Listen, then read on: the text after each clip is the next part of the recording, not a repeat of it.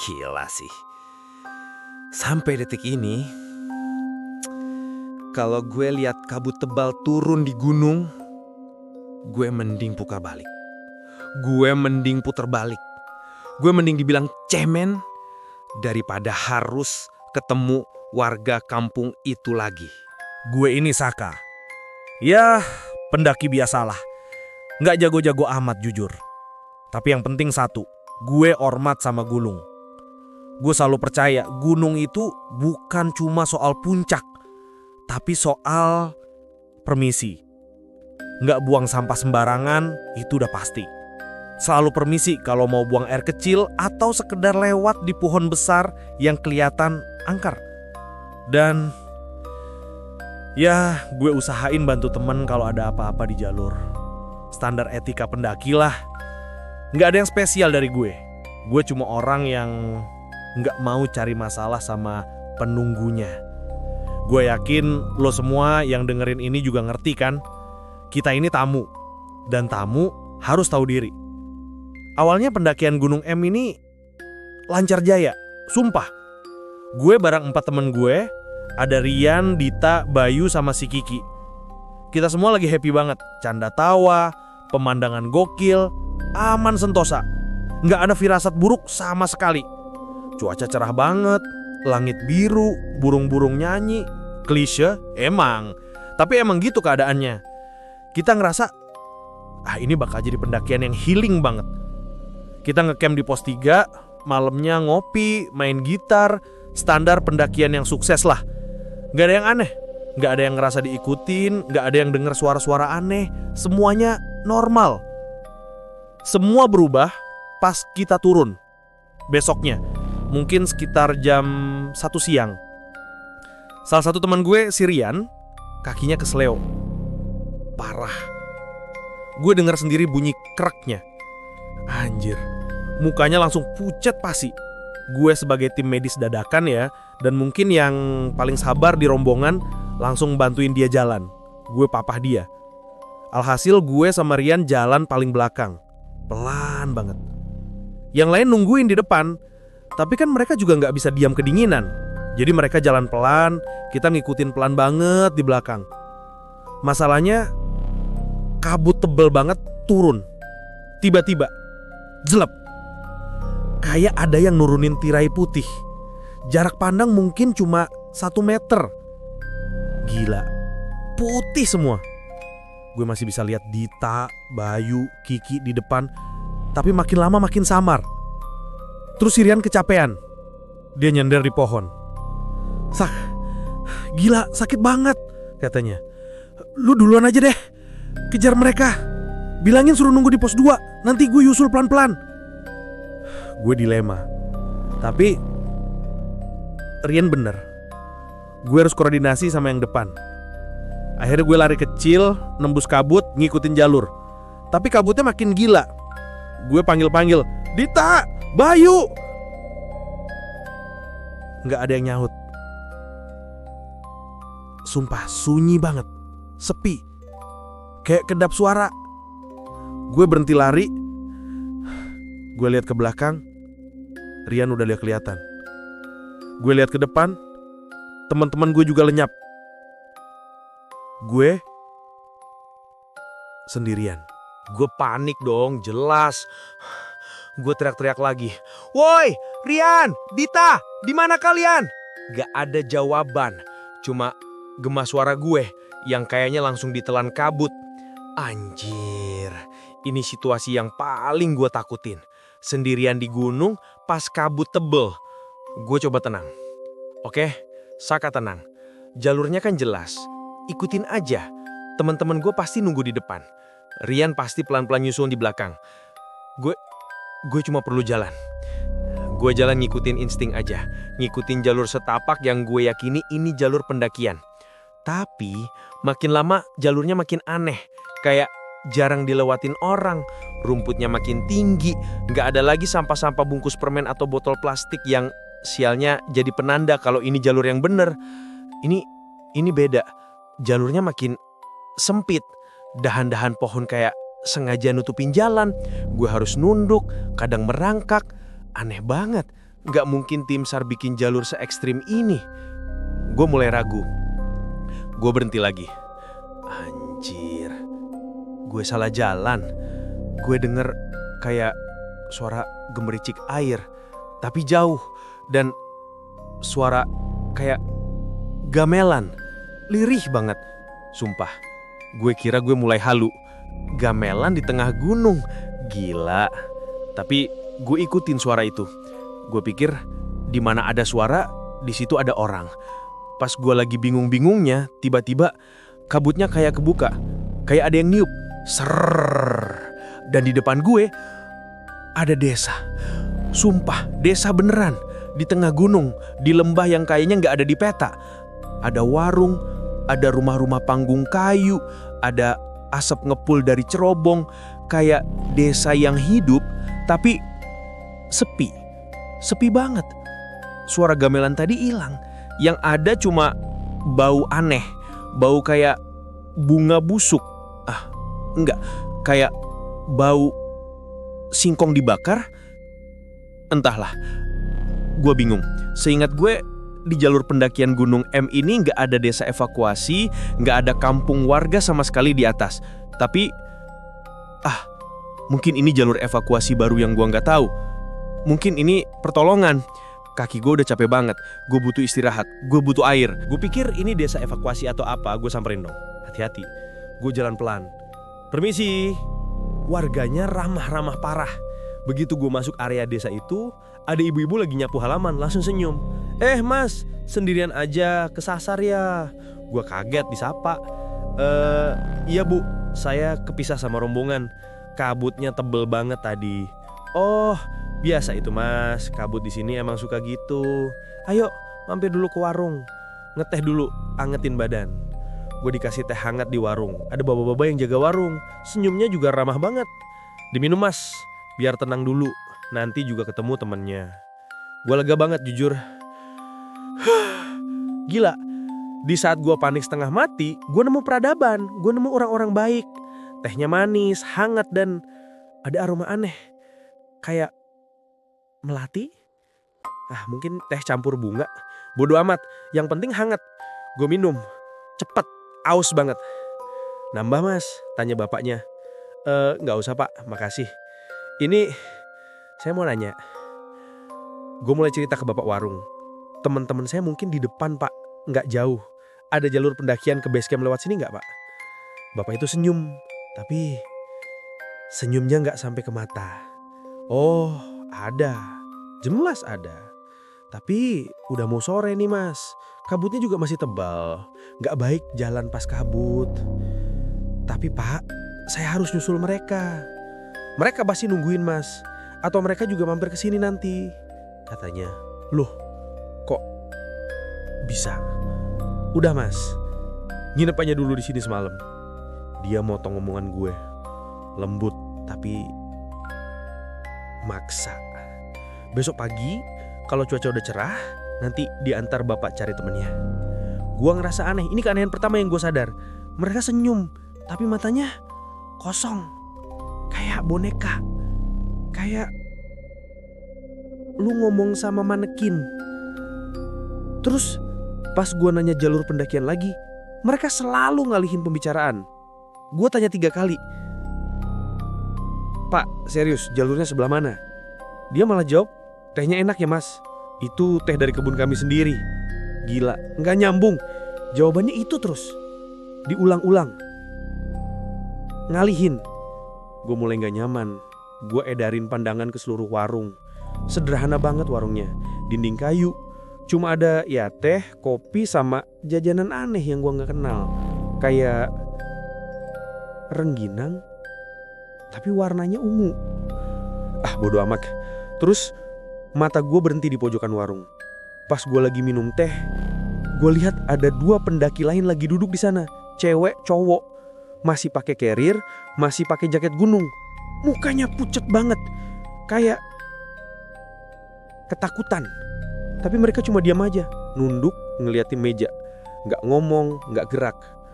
Gue dengan sisa-sisa rasa lega tadi coba nyapa mereka. Mas, mbak, pendaki juga? Kepisah juga sama rombongan?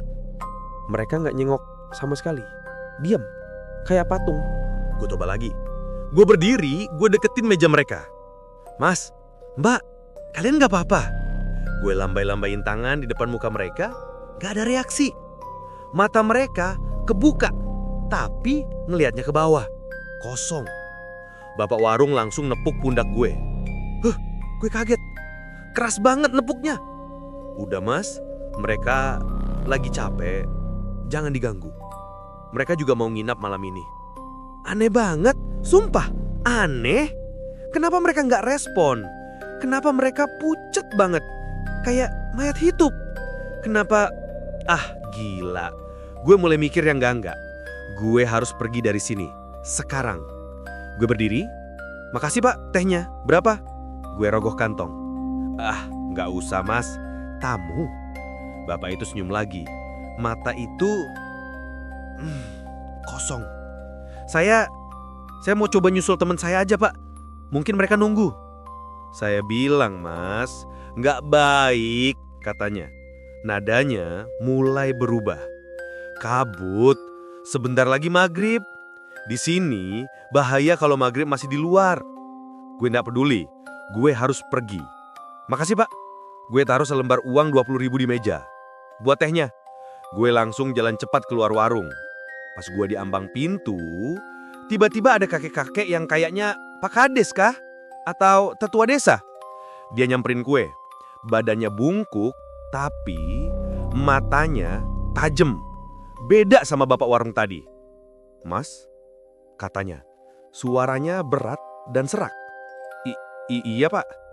Dia ngeliat gue dari atas ke bawah. Lama banget. Gue ngerasa kayak ditelanjangi. Sudah mau maghrib, katanya. Saya mau ke base camp pak. Nggak ada jalan ke base camp dari sini, katanya. Datar. Hah? Maksudnya? Tadi bapak warung. Dia baru di sini. Potong kakek itu. Dia nggak tahu. Tapi pak, kamu nginap di sini malam ini, katanya. Itu bukan tawaran. Itu perintah. Suaranya kayak punya beban. Gue nggak bisa nolak. Kayak kaki gue dipaku ke tanah. Gue mau protes. Tapi ada sesuatu dari kakek ini yang bikin gue takut.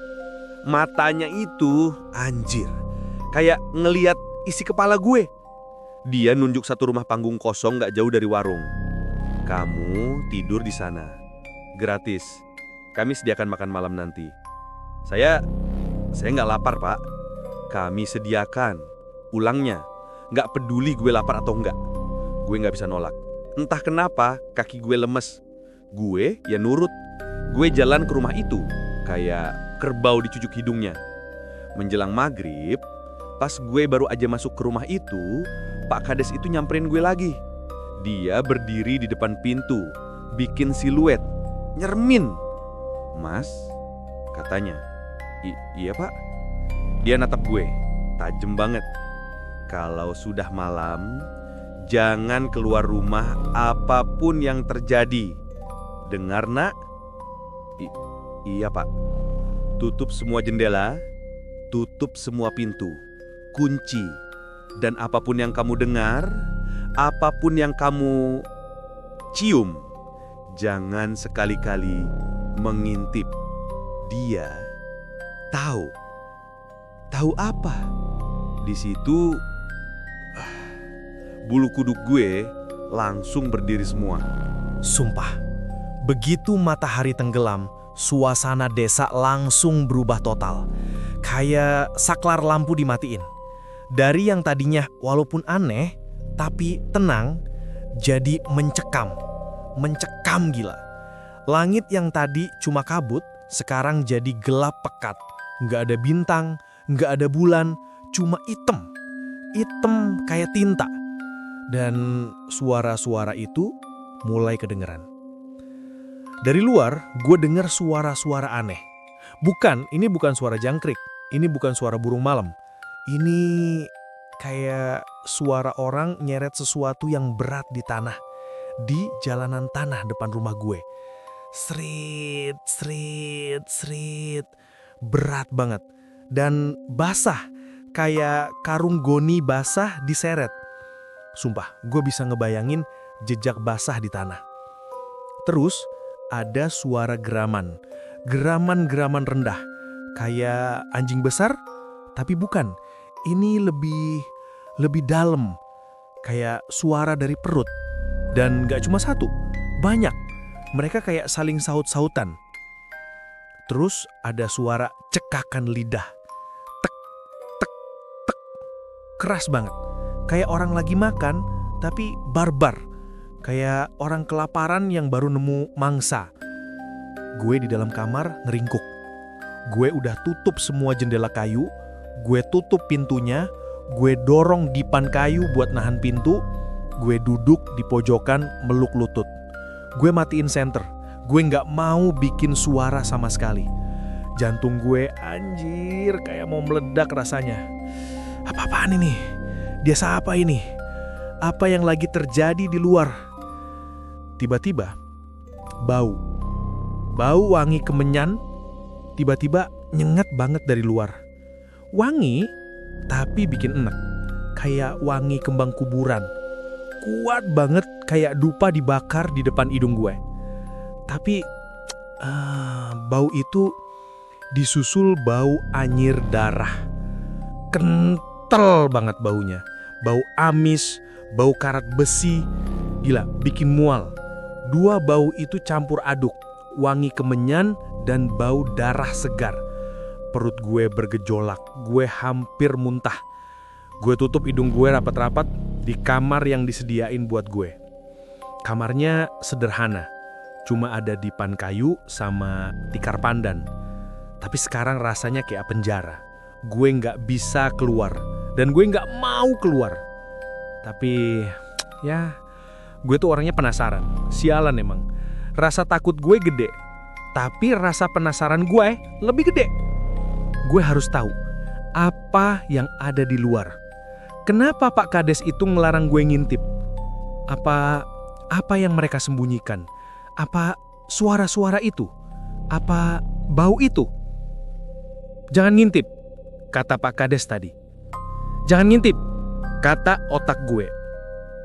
Ngintip goblok, lu harus tahu, kata sisi lain otak gue. Gue berdebat sama diri gue sendiri. 5 menit, 10 menit. Suara di luar makin rame, makin brutal. Cekakan lidah itu makin cepat, makin lapar. Gue nekat dong. Gue penasaran. Gue merangkak pelan-pelan. Gak mau bikin suara. Gue merangkak ke jendela. Jendelanya jendela kayu biasa yang ada celah-celah kecilnya di antara papan-papannya. Gue gak berani buka. Gue cuma temperin mata gue ke salah satu celah itu. Celah yang paling besar. Gue intip dari celah jendela kamar. Dan di situ gue hampir teriak. Mulut gue langsung gue bekap. Mata gue melotot. Warga desa yang tadi siang ramah, bapak warung, ibu-ibu yang nyapu. Anjir. Muka mereka hancur, gila, hancur. Separuh muka doang. Kayak, lu ngerti gak? Separuh muka mereka masih kayak manusia, tapi separuh lagi busuk. Kayak borok, kayak gila. Mata mereka merah nyala. Bukan merah kayak orang sakit mata, merah kayak bara api. Giginya runcing-runcing, sumpah runcing kayak taring. Lidah mereka panjang, menjilat-jilat bibir mereka yang robek. Siluman. Mereka bukan manusia.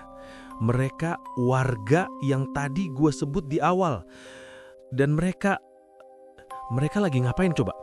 Mereka lagi ngelilingin 2 pendaki yang gue lihat di warung tadi. Pasangan cewek-cewek itu. Pasangan itu lagi diikat di alun-alun. Kayak lapangan kecil di tengah desa. Diikat di tiang. Mereka nangis ketakutan. Ceweknya teriak-teriak, tapi gak ada suaranya. Kayak film di mute. Cowoknya udah gue gak mau ngelanjutin. Gue gak bisa deskripsiin. Para warga itu mereka pesta. Mereka ngambil bagian satu-satu sambil ketawa. Suara ketawanya bukan kayak manusia. Kayak suara gagak tapi dalam. Gue langsung connect. Otak gue langsung nyambung. Kenapa mereka berdua? Kenapa mereka yang pucet di warung? Kenapa mereka yang diambil? Gue ingat cerita-cerita pendaki senior. Pantangan di gunung. Nggak boleh sombong, nggak boleh buang sampah, dan yang paling penting, jangan berbuat mesum di gunung. Gue yakin pasangan itu kejebak di desa ini karena mereka ngelanggar pantangan itu. Mereka motorin gunung, dan warga di sini adalah penjaganya, polisinya. Dan gue adalah saksi. Gue ngelihat eksekusi mereka. Gue langsung mundur dari jendela. Kaki gue gemeteran. Gue jatuh terduduk. Gue nggak sengaja nyenggol guci. Entah apa itu di pojokan kamar. Guci tanah liat kecil. Prang! Suaranya kencang banget di tengah kesunyian itu. Pecah berantakan. Di luar, semua suara berhenti. Geraman berhenti, decakan berhenti, suara seretan berhenti, ketawa berhenti. Sunyi, senyap, sepi yang lebih menakutkan dari suara apapun. Gua nahan napas. Lalu gue dengar satu suara tepat di luar jendela gua. Ada yang mengintip. Gua langsung panik. Gila, panik setengah mati. Gua langsung dorong meja kayu reot buat ngeganjel pintu. Gua cek jendelanya kayak ada yang goyangin dari luar. Keras banget. Jeduk, jeduk, jeduk. Kayak mau didobrak. Siapa di sana? Keluar. Suara bapak-bapak. Tapi bukan suara bapak warung yang ramah tadi. Ini suara geraman, berat, suara warga yang tadi pesta. Gua teriak, pergi, pergi. Jeduk, jeduk, jeduk. Dia melihat. Suara lain, cempreng, ibu-ibu. Gua cari jalan keluar lain. Gak ada pintu belakang, cuma kamar sialan ini. Gua coba dobrak dinding kayu. Gak mungkin. Keras banget. Gua kejebak. Gua terkurung. Tiba-tiba gua dengar ada yang mulai nyakar-nyakar dinding kamar gua dari luar. Krek, krek, krek. Pelan, tapi banyak dari semua sisi. Kayak kamar gua lagi dikelilingin. Kayak gua di dalam kotak dan di luarnya banyak tikus. Mas? Gue diam. Mas Saka? Anjir. Mereka tahu nama gua. Ayo main. Keluar. Suara anak kecil, tapi serak banget. Kayak anak kecil yang ngerokok 10 bungkus sehari. Serak dan dingin. Keluar, Mas. Di luar banyak makanan. Makanan? Gila, mereka nganggap pasangan tadi makanan. Dan sekarang mereka mau gua. Pergi! Jangan ganggu gue. Gua teriak sejadi-jadinya. Hehehehehe. Ketawanya gila, bikin ngilu nih tulang. Dia marah, tapi dia takut. Dia wangi. Hehehe, masih bersih. Anjir, bersih? Maksudnya apa? Gua udah pasrah. Oke, mati gua di sini. Gua bakal jadi makanan mereka selanjutnya. Gua duduk di pojokan, beluk lutut lagi. Gua merem. Gua berdoa. Gua ingat ibu gua. Gua ingat teman-teman gua. Gua nyesal. Nyesal kenapa gua ngintip. Nyesal kenapa gua kepisah. Gua salah apa? Gua nggak ngapa-ngapain. Gua cuma kesasar. Gua cuma penasaran. Gua udah nunggu pintu didobrak, nunggu mereka masuk. Gua pasrah. Jeduk, jeduk, jeduk. Pintunya didobrak dari luar. Meja yang gua pakai buat ganjel mental, dan pintu kamar gua kebuka. Suara cakaran berhenti, suara ketawa berhenti. Sepi lagi. Gua buka mata pelan-pelan. Sosok Pak Kades itu berdiri di situ, di ambang pintu. Gelap di belakangnya. Wujudnya, anjir. Wujudnya udah campuran antara kakek-kakek yang gua temui tadi sore sama warga yang gua intip tadi. Separuh mukanya normal, separuh lagi hancur. Matanya yang satu normal, yang satu merah menyala. Dia nggak pakai tongkat lagi. Dia berdiri tegap.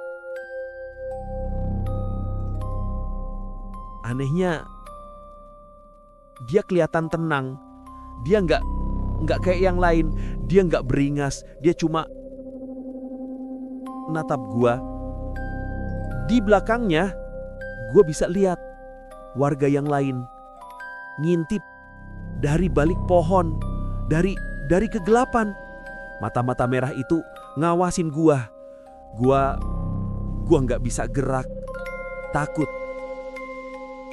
Dia ngomong, tapi bibirnya nggak gerak. Suaranya kayak di kepala gua, ngegema. Kami tahu niatmu bersih, nak. Hah? Kamu cuma kesasar. Kamu diundang kabut karena hatimu tadi ragu antara menolong temanmu atau mengejar rombonganmu.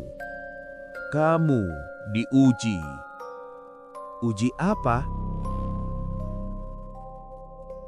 Tempat ini, kampung ini adalah pembersih. Kami penjaga keseimbangan. Gunung ini rumah kami. Mereka yang datang mengotori rumah kami harus dibersihkan. Dia kayak ngelihat ke arah alun-alun. Gua nggak berani nengok. Mereka mengambil apa yang bukan hak mereka. Mereka berbuat apa yang dilarang di tanah keramat ini. Kamu tidak termasuk. Gua selamat. Kamu penasaran. Itu kesalahanmu. Kamu mengintip. Kamu melihat apa yang seharusnya kamu lihat. Jantung gua deg-degan lagi. Tapi hatimu masih bersih. Niatmu menolong. Dia nunjuk keluar pintu. Di kegelapan itu tiba-tiba ada satu jalan setapak. Terang. Kayak disorot lampu kah? Padahal nggak ada lampu. Jalan setapak, rumput yang benderang. Itu jalan keluarmu.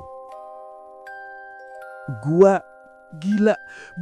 Gua boleh pergi. Gua langsung mau lari. Tapi dia nunjuk ke arah lain. Ke arah yang gelap banget. Gelap pekat. Nggak ada apa-apa di sana. Tapi suara di kepala gua ngomong lagi. Temanmu yang tadi kamu tolong, Rian, dia ada di sana. Hah? Maksudnya apa? Rian kan di belakang gua, di jalur pendakian. Ini nggak mungkin. Ini ilusi. Ini tes lagi. Atau apa yang dibilang Pak Kades bener? Rian sengaja ninggalin gua. Gua lihat Pak Kades itu. Dia cuma natap gua, datar, kayak nunggu keputusan gua. Pilih nak, jalanmu atau temanmu. Gua bisa aja lari. Gua bisa aja lari ke jalan yang terang itu.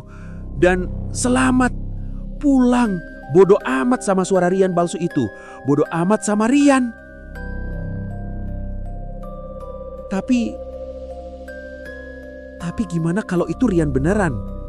Gimana kalau pas gua tinggalin dia tadi, dia nyasar juga. Dan dia ditarik ke sini. Gimana kalau dia nggak bersih seperti gua dan dia bakal jadi makanan selanjutnya? Hati gua nggak bisa. Sumpah, gua nggak mungkin ninggalin temen gua sekalipun dia bersalah.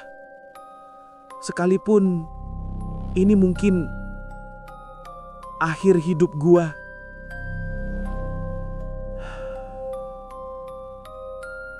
Gua nggak bisa. Gue nggak peduli. Gue udah nggak peduli lagi sama jalan yang terang. Gue nggak peduli sama Pak Kades siluman itu. Gue cuma dengar suara Rian. Saka, sakit, tolong. Gue nggak bisa ninggalin dia. Sambil merem, gue teriak, "Rian, gue datang!" Dan gue lari. Gue lari ke arah suara Rian. Gue lari ke jalan yang gelap. Gue ngelewatin Pak Kades itu. Dia nggak nahan gue. Begitu gue masuk ke jalan gelap itu, dingin. Sumpah, dingin banget. Kayak masuk kulkas dan gelap. Gue nggak bisa lihat apa-apa. "Rian!" gue teriak. Nggak ada jawaban. Cuma suara gue sendiri. Gue salah jalan. Gue dijebak. Gue ngerasa ada yang nyentuh pundak gue. Dingin. Kayak es. Gue kaku. "Kamu lolos." Suara Pak Kades tepat di kuping gue. Nih, bodoh amat apa yang nunggu di sana. Bodoh amat kalau di situ ada warga yang udah siap makan gue. Bodoh amat. Gue cuma lari. Begitu gue ambil langkah pertama ke jalan gelap itu, aneh. Jalan gelap itu mendadak jadi terang. Bukan terang kayak jalan yang tadi, tapi terang kayak subuh. Kayak kabutnya kebuka. Suara Rian hilang. Semua suara geraman hilang. Suara cakaran hilang. Gue berhenti lari. Gue bingung. Gue lihat ke belakang. Desa itu hilang. Rumah panggung, warung, alun-alun, semua hilang. Yang ada di belakang gue cuma pohon-pohon besar. Pak Kades itu masih ada, berdiri di batas antara area dia dan jalur gue. Dia ngangguk sekali ke arah gue. Terus dia mundur, masuk ke dalam kabut pekat dan hilang. Anjir. Itu cuma tes hati nurani. Mereka ngetes gue. Apakah gue bakal nyelamatin diri gue sendiri? Atau gue masih mikirin temen gue? Gue sosok diteror. Gue Sabtu sore keliaran. Gue lolos. Gue nggak nunggu lama-lama. Gue langsung lari. Lari sekenceng-kencengnya. Gue nggak tahu lagi ke belakang. Gue nggak mau tahu lagi ada apa di sana. Gue cuma lari, ngikutin jalur setapak yang sekarang jelas banget di depan gue. Gue lari kayak orang kesetanan, nggak peduli napas gue habis. Gak peduli kaki gue sakit. Gue lari. Gue ngelewatin semak-semak. Gue jatuh. Gue bangun lagi. Gue lari lagi. Gue nangis. Sumpah, gue lari sambil nangis. Gue takut. Gue lega. Campur aduk. Gue cuma mau pulang. Gue gak mau mati di gunung ini. Gue lari terus sampai gue gak tahu berapa lama. Bruk. Gue nabrak pohon. Dan semuanya gelap. Gue bangun-bangun udah pagi. Sumpah, udah terang. Matahari nembus di sela-sela daun. Gue ada di jalur pendakian. Jalur pendakian yang benar. Gue kenal tempat ini. Ini di bawah pos 2. Gue selamat. Itu mimpi. Mas, sadar mas. Gue lihat ada orang pakai seragam oranye. Tim SAR. Gue langsung nangis. Sumpah, gue nangis kejar. Mas gak apa-apa, kata bapak tim SAR. Mas, pendaki yang hilang ya? Masakah? Gue cuma bisa ngangguk. Ternyata gue hilang 1 malam. Cuma 1 malam. Rombongan gue, Dita, Bayu, Kiki, mereka lapor ke base camp pas kabut udah reda dan gue gak nyampe-nyampe. Mereka panik. Mereka kira gue nyasar atau jatuh. Mereka nunggu, tapi gue gak muncul. Akhirnya mereka lapor. Dan yang paling gila, temen gue Sirian. Sirian baik-baik aja di base camp. Pas gue ketemu dia lagi minum kopi, santai. Gue langsung samperin. Gue emosi. Gue langsung peluk dia. Yan, lu gak apa-apa. Kakek lu gimana? Kok lu bisa? Hah? Kaki gue gak apa-apa, Sak. Keseleo. Tadi kan lu keseleo parah. Gue keseleo? Kapan? Pas kabut itu gue emang kesandung. Tapi gak parah. Gue jalan duluan nyusul yang lain. Bukannya lu yang nyuruh gue duluan. Gue diem. Bukannya dia yang nyuruh gue ngejar mereka. Enggak, Yan. Gue agak teriak. Lu yang nyuruh gue ngejar mereka. Lu bilang kaki lu sakit. Enggak, Sak. Katanya. Mukanya jujur. Dia gak bohong. Gue kesandung. Terus lu bilang, Yan, lu duluan aja. Gue di belakang. Terus gue jalan. Gue kira lu ngikutin. Gue diam. Jadi siapa yang benar?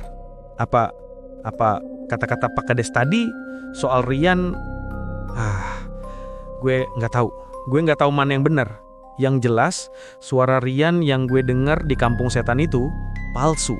Dan ingatan gue atau ingatan dia ada yang dirusak. Gue ceritain semua ke tim SAR, ke teman-teman gue, tentang desa, tentang warga, tentang pasangan. Mereka ada yang percaya, ada yang nganggap gue halusinasi, kecapean, hipotermia. Itu biasa mas, kata Bapak SAR. Gunung emang suka ngetes. Mungkin gue emang halu. Tapi waktu gue lagi ganti baju di base camp, gue ngecek kantong jaket gue. Gue nemu koin bolong kuno, kayak koin zaman Belanda. Koin yang sama persis yang gue pakai buat bayar teh hangat gue di warung gue itu. Gila sih.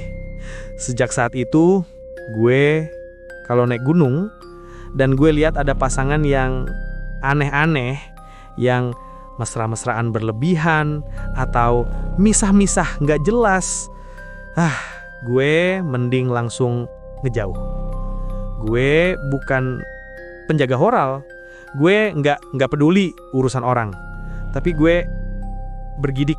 Gue nggak sengaja mampir ke warung yang tehnya wangi mahati. Gue nggak mau ketemu lagi sama pasangan yang lagi pesta di alun-alun kampung itu.